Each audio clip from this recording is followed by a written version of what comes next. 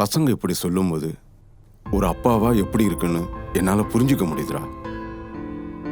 ஆனா ஒரு அப்பாவா நீயும் சில விஷயத்த புரிஞ்சுக்கணும். நம்ம பசங்களை தாண்டி நமக்கு எதுவுமே இல்லடா. பசங்க மேல என்னதான் கோவம் இருந்தாலும் அவங்க இல்லாம நம்மளால இருக்க முடியாது. எனக்கு இப்படிப்பட்ட பொண்ணே வேணாண்டா, செத்துட்டான்னு நினைச்சுக்கிறேன். கோவத்துல இப்படிதான் வார்த்தை வரும். உண்மையிலேயே உன் பொண்ணு இல்லாம போனா உன்னால தாங்கிக்க முடியுமாடா? என் friend psychologist Ravi last week ஒரு கிளைண்ட்டை பற்றி சொன்னார்.